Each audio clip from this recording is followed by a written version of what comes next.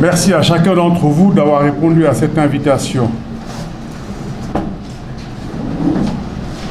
C'est aux Sénégalais que je pense au moment de m'exprimer devant vous.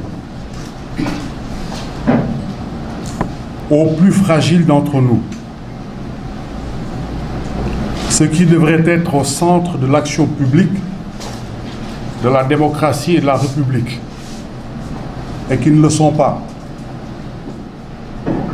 Nous devrions chercher à exercer le pouvoir que dans la perspective heureuse de voir le quotidien de nos concitoyens s'améliorer. Ce n'est pas le cas, ce n'est plus le cas. Le système politique sur lequel s'appuie notre organisation sociale depuis les indépendances a fini de renoncer à son devoir de faire le mieux vivre de nos concitoyens.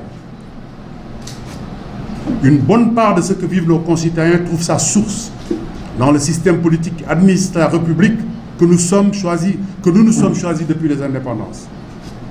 Un système politique où la présidence de la République est omnipotente. Un système politique qui a produit un monstre institutionnel qui ne reconnaît aucune des limites posées par le principe de la séparation des pouvoirs. Sans limite qui lui soit opposable. La présidence de la République finit par annihiler toute initiative du pouvoir législatif, à faire de l'intérêt général le pilier de la fabrication de la loi. Les députés deviennent ceux d'une majorité présidentielle avant d'être les députés du peuple. Les intérêts partisans passent malheureusement devant l'intérêt de ces Sénégalais qui, mal représentés, voient leur qualité de vie passer au second ordre des préoccupations des hommes politiques qui animent le système. La justice, le pouvoir judiciaire, subit le même sort, en pire. 2 ans après la proclamation des indépendances, surgissent les premiers signes de dysfonctionnement de ce pouvoir important de la République. En 1962, Mamadou Dia voit la fin d'une carrière politique qui promettait le meilleur au Sénégal et ouvre la longue liste de procès où la constante et le soupçon d'un règlement judiciaire de contentieux politique. Du président Abdou Diouf au président Abdoulaye Wade, les présidents de notre République auront usé et abusé des pouvoirs qui leur ont été confiés et fait instrument du pouvoir judiciaire pour défendre leurs intérêts politiques.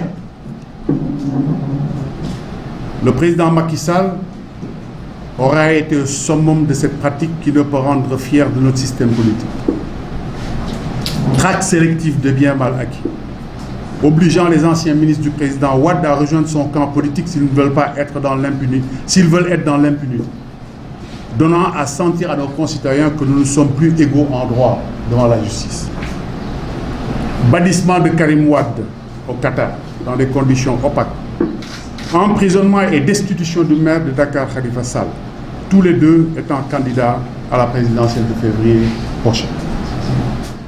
Je me fais un devoir d'aller les rencontrer pour discuter des voies et moyens de sécuriser le processus électoral et permettre à nos concitoyens de se choisir leur président de la République dans le cadre d'un scrutin transparent qui garantit l'exercice libre du droit citoyen fondamental qu'est le vote. Les 25 ans que j'ai consacrés à la défense de la démocratie et de l'état de droit, et des droits civiques, me confèrent, je crois, la légitimité pour m'inscrire dans la recherche du consensus indispensable à rendre opérationnelle cette exigence politique vitale en ces temps d'incertitude que vit le Sénégal. J'ai décidé de me dévouer totalement à la réussite de cette initiative vitale pour notre démocratie et pour la sauvegarde de la paix sociale. Je suis prêt pour cela à faire le sacrifice de ma candidature à la prochaine présidentielle. Si c'est le moyen de bénéficier de la confiance et de l'appui de toutes les parties prenantes dans cette démarche qui me paraît indispensable pour sauver le processus électoral exposé à un attentat rampant savamment planifié par le candidat Macky Sall. Si c'est le moyen de construire ensemble la réponse collective au processus mortifère en cours qui menace dangereusement notre jeune démocratie. Avant qu'il ne soit trop tard, je prends dès demain mon bâton de pèlerin pour visiter mes frères et sœurs candidats aux élections présidentielles. Pour que vive la République, vive le Sénégal. Je vous remercie de votre aimable attention.